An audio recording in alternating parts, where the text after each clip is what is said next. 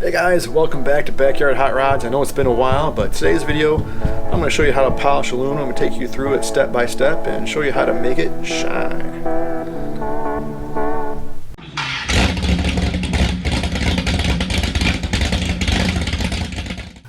Hey guys, welcome back. I know it's been a long time since I made a video, but I think this is a project you're going to like. So I want to try to do a detailed video of polishing aluminum. And this particular part I'm working on is actually a BMX bike crank. It's not for a car, but if you have anything aluminum on your car or any metals you want to polish, I think you'll find this helpful. This is going to be a fun little winter project. It's cold here in Michigan. It's November, and it's a good time to do these kind of projects that I like to do inside and take my time, because metalworking, metal polishing is a time-consuming project. So if you got to pay someone by the hour to do it, it's going to cost you a lot of money. But just with some patience and persistence and some skills and the proper tools, you can get a great looking part. So we want to evaluate the part we're working on and try to figure out what material we want to start with. I'm going to try to show you some of the nicks and scratches on this part so you can get an idea of what I'm actually going to be working with. The arm isn't that bad. It just has some fine little pits and imperfections in the materials. Back here on the spider, there's some bigger scratches and marks on it that we want to try to smooth and remove. On the back side, there's some big gouges here. We'll have to see how deep those are, but this is one that I've already taken down. So this is the other crank arm, and I've already taken my pads and whatnot and already tried to smooth and blend it all out, and it looks a lot better. It is smooth. You know, it's almost all the imperfections are gone except for these big nicks on the back, but those are huge, and obviously you won't even see those ones that's already installed on the car, or on the bike rather. So now let's take a look at some of the materials and the tools you are going to be needing. What I've always used for my porting and polishing and grinding is this big Makita electric grinder, right? It's pretty heavy duty. It's a little overkill for this particular job. You might want to use something smaller, but this will get the job done. So it's got a typical 1/4 inch drive right here, and in this instance I have this little buffing pad. These are standard abrasive bits, and these I'm actually just now trying these on this project for the first time. Before, in the past, I'd always use these blend pads, and these work well, but they don't last real long, but they do a great job though. So, and they are kind of messy, so this stuff wears on pretty quick. And right now I'm actually in my basement, but I would never use this in my basement because these break down pretty quick and it gets pretty dusty and dirty. And here's another type of a blending wheel you can use, and these work good.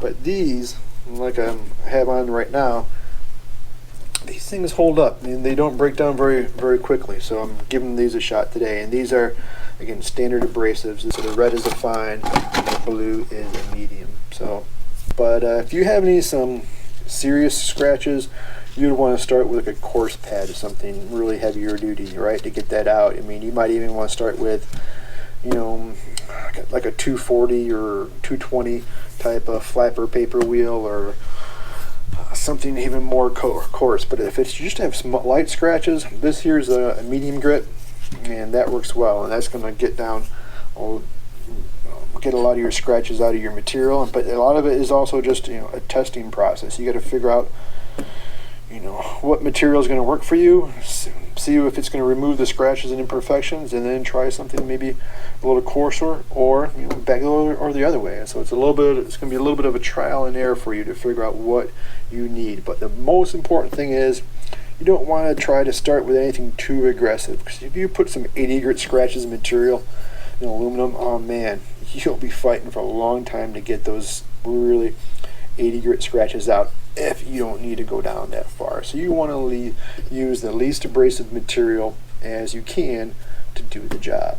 Alright, so we just did a quick change. We're in the garage in this lovely 35-degree weather in late November in Michigan, but we're going to get after it with the coarse pad here on my grinder, and we're going to try to get these heavy scratches out. And I'm not going to go over the whole thing. Like I said, I'm just going to notice where my heavy scratches are and hit those with this pad, and then we'll take a look. And whenever you're using any of this type of material, make sure you use some eye protection. Safety tip for the day, you don't want to get anything in there. So alright, let's get after it.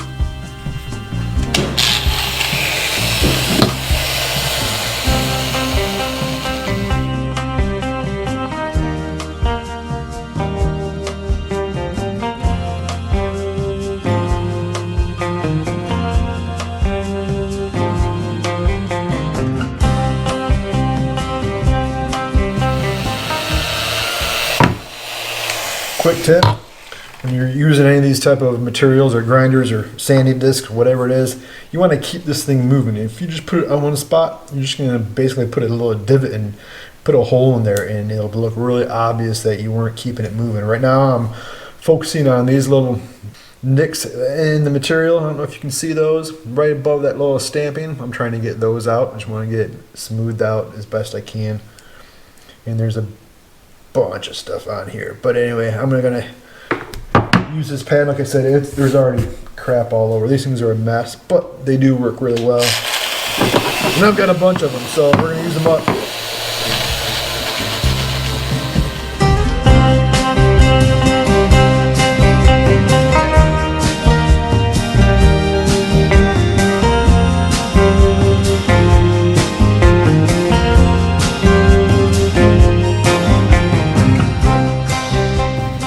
We're back inside, and after inspecting the crank and sprocket, the spider, it looks pretty good. The big marks out of there that I wanted to, and focused on some of the big nicks, and now I'm going to try to keep smoothing it out, getting rid of the smaller scratches now, and try to get into some of the smaller details with my different bits I have, and see if we can't get this thing even looking better.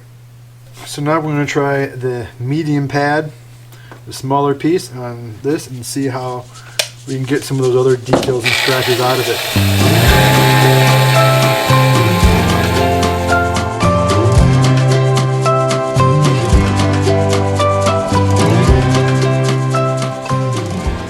Now I just finished up both of these pieces using my buffing and blend wheels, and again, to go back, I will start out with a medium and then a fine compound on the buffing wheels, and then my next step is actually I'm going to be doing some wet sanding.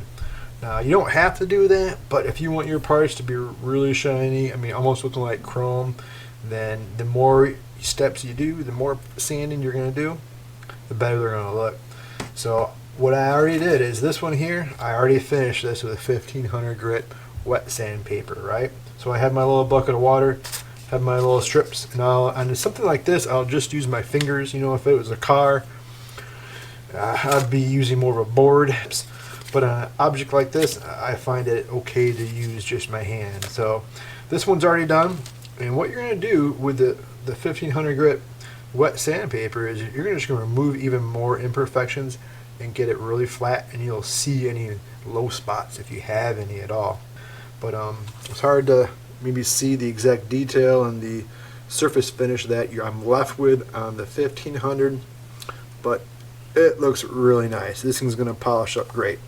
And like I said, if you wanted to right now, you could go straight to polishing on this piece, but I want these to look really nice, so I'm actually going to wet sand this even further. But this one, we're going to go to 1500, and there's a few spots on here that I couldn't get with my blend wheel, because I kind of have some larger grinders and buffing wheels. I don't have anything really small, and I'm going to have to go in here with some, maybe like a 750 wet sandpaper, and try to get a couple little spots out and work on those, and then I'll do the 1500.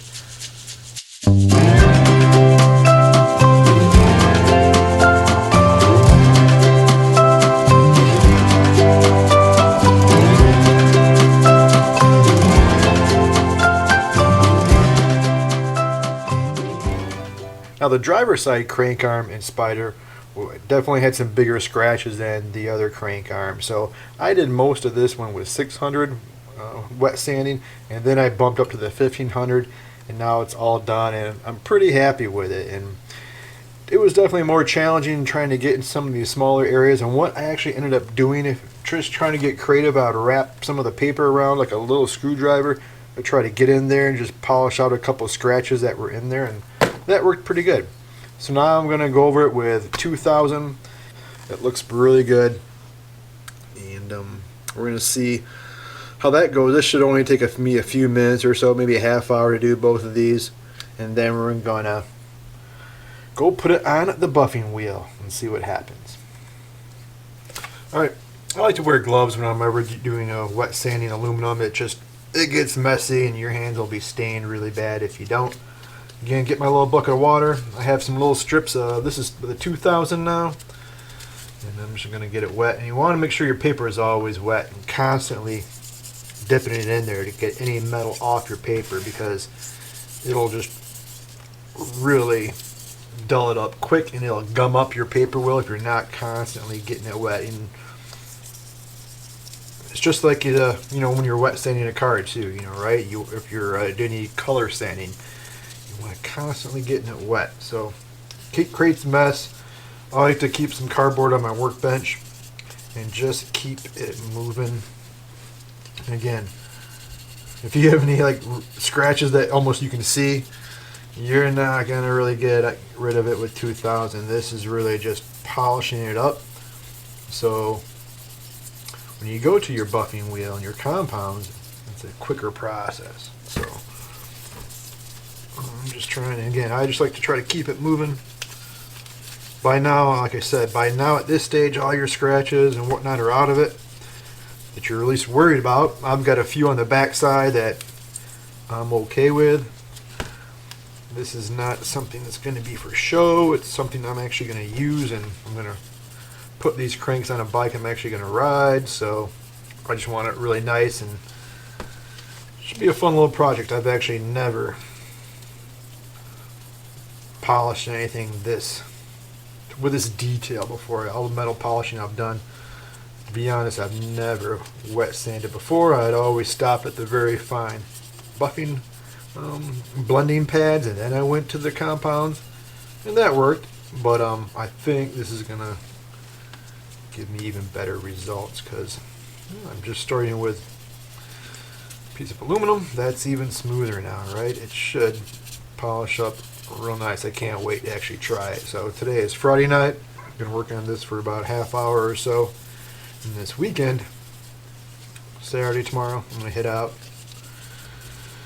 Although in the video it's going to look like all doing it right in sequence, right? But yeah, I'm going to try to hit out there this weekend and fire up the buffing wheel and see how that works. Alright, so after just a few minutes, it's looking really, again, really slick, really smooth. Don't know how that's coming on the video, but again, pretty slick. I'm going to stop recording now and just finish up the other pieces, and then we'll show you how it looks and start buffing. Okay, so today we're going to go out here and we're going to try to polish these up. So to recap, these are finished off with 2000 grit wet paper, and what you want to use is definitely want to use a mask, have some eye protection, as this is notoriously dirty work. And here's like a buffing type pad that I have on an electric grinder. Here's a smaller cone, and here's a couple different compounds. A white compound, and this one here is actually a rouge, so it's a jeweler's rouge. And I'm going to start with this and see how that goes, and I'll show you my buffing wheel that we have. This is an electric wheel. This is actually my grandpa's wheel. He gave it to me, but it's an older Baldor, and we have a pad on here, and we're going to give that a shot. So.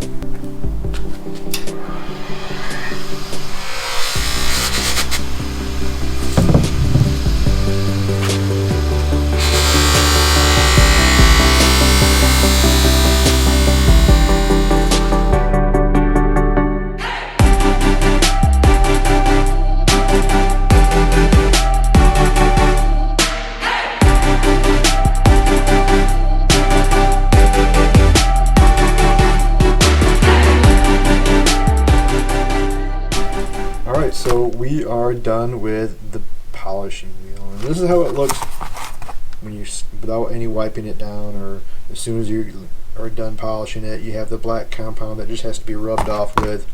I just use a microfiber towel, put a little elbow grease into it, and it'll clean up. And this is what it looks like after it's all the compounds wiped off. Now, if you're wondering, this top surface I did not polish. I've got something else in store for that we're going to try next on these cranks, but I just wanted to give you an idea of what it looks like, man. So the aluminum now is all finished with the rouge polish, and I cleaned it all, the compound off by hand. Now, if it still doesn't have that high luster finish that you're looking for, like these really don't worry. We have one more step we're going to do. we're going to try this auto saw. It's a more finer polish, and you can do it by hand or machine. I actually already did the spider a little bit by hand just to see what it was going to look like, and it gave it really good luster. But we're going to hit the rest of these parts now by the machine and see if we can't get a brilliant shine out of them now.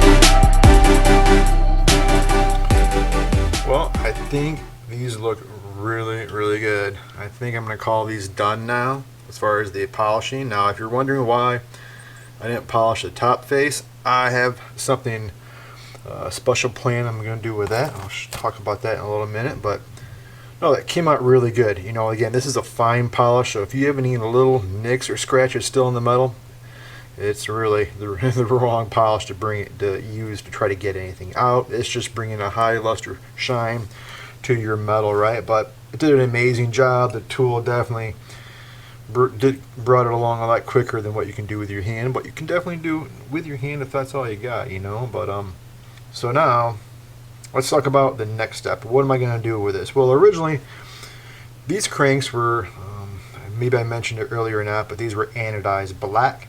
And then this was a machine face. So you had, you know, your black crank arms, then it was still black left in the words Maxi Cross, and then they came back and machined it. Now what I want to try to do is, I think I'm going to mask off the entire crank arms, and I'm going to put some black paint in there, and then I'm going to unmask it, and then come in with some sandpaper and just hit this top plane to try to give a machine look like it did it originally. And we're going to give that a try. I've never done anything like that before, but I'm going to come in with a sanding block, so just try to get it nice and smooth and flat, and hopefully it'll leave the paint down in the letters. It's recessed pretty well, so I think we're going to be okay. But again, so I'm going to mask these off, get them cleaned up really good, wipe them down with some metal prep before you paint, and then maybe even probably put a little coat of primer on there, a real thin coat, and then throw some satin black on there. So that'll be the next step. Alright, the parts are all masked off, and we're going to give it a quick wipe down of wax and grease remover here. Get a clean towel. And then I think I'm just going to hit a quick coat primer, nice and light. I think should get a little better result, longer lasting. Hopefully it'll be a little more durable if we have a light coat of primer. Alright, doesn't really take much. Now we're gonna have some gray direct to metal primer I use on some of my car projects. Normally I do this outside, but it's December. What are you gonna do?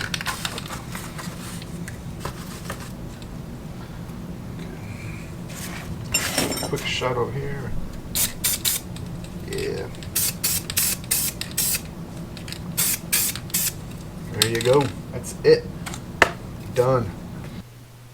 Alright, these have set up for about 30 minutes after I gave them a quick primer coat. Now we're going to use SEM Satin Black. I really love this paint. I used it a lot, automotive applications, anywhere I want something that's not truly gloss, but satin SEM works great. I've already pre-shaken it, but I'm going to give another little shake. And I'm going to I like to start out with one light coat, and then I follow it up with a heavier coat, and then maybe a finish coat if I still need it, but at least 2 coats. And I'm going to spray it over my garbage can, make sure we're good. Nice. Alright.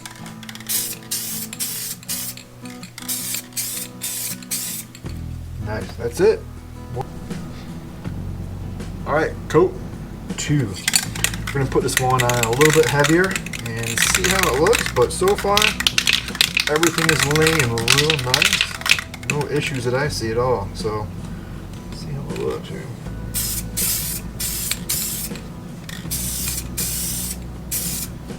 Right. Yeah. Alright, back for coat 3. it's looking really good. Yeah, I'm real happy with the way it's laying and nice and smooth. Just gonna put down one more solid coat there.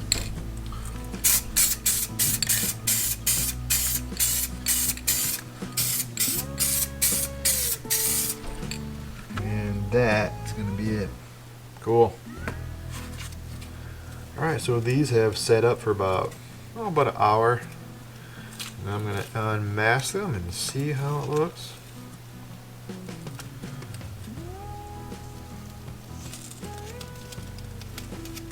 Alright.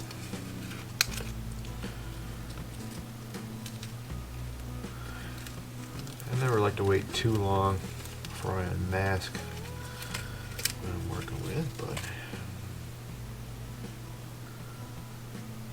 alright. Yeah, it's all filled in. Got pretty close to the edge on some of those, but you can see what I have going on here. So now what I'll go do is, like I said, once this fully dries, I'll let it sit up for another day or so. Come back with a sanding block and probably 400 grit wet paper. Sand that down.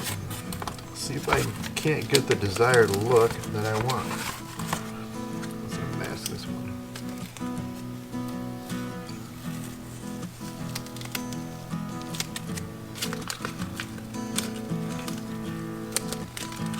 Cool. Alright. That's what it looks like. I think, I hope that's going to turn out alright. We'll see. Alright. Getting closer. Alright, now the time has come, and we're going to try to put a machine finish, lightly hand sanded, onto the top of the crank arm and see if we can replicate what kind of came from the factory on these after they were anodized. So I've already painted it. Like I said, I let it dry. Looks pretty good. And I'm going to start with some 400 wet paper. I'm going to start with that and just a sanding block. So I want to make sure you don't want to do this by hand. You want to make sure you have a nice level surface so you're not going below the surface that you want to sand. So we'll see how this looks. I'm going to get my edges folded up. I have a little bucket of water here. I just want to get just a little damp, not too wet. Put some extra water, and we'll cross our fingers and see how this goes.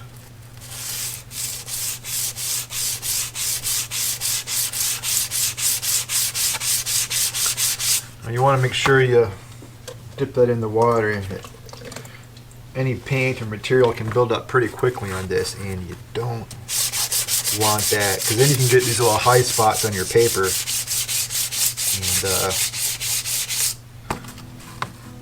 basically ruin it real quick if you're not constantly kind of getting it wet.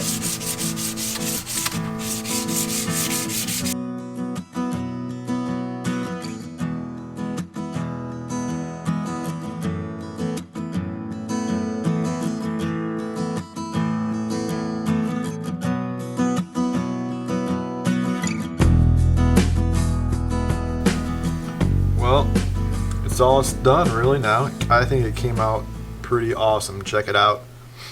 All I have left to do now is some hand polishing around the edges and get it all cleaned up. But that gave me the exact look that I wanted to. Man, I think that's cool. Came out great. I'm going to finish the other one, clean them up, and I'll show you the finished product. Well, the cranks are finished. Everything's all polished and cleaned up, and you know what? I'm real happy with how they look. So check them out. Let me know what you think. So I think, yeah, they cleaned up real nice after I blocked them off. I had a few scratches from the paper when I blocked it, but went over it again with the old auto saw. Just hand polished the edges real carefully, and it came out pretty good. So I'm real happy with it. Looks good. Again, I could have taken some more time and gotten a few more scratches out of the spider, but again, metal polishing is really up to you. You can go as far as you want with it, you know, and I'm happy with this. I think it came out real nice. The lettering came out pretty crisp actually, so pretty happy with this project. It's complete. Now it's time to get it on the bike. Well, anyway, hopefully you guys liked this video. If you did, hit the like button. If you haven't, please subscribe. We've been doing a lot of projects, a lot of automotive projects as well, but you never know if this one gets much interest, and if you guys like it, maybe I'll do more projects as well that aren't necessarily automotive. So thanks, appreciate it. See you guys next time.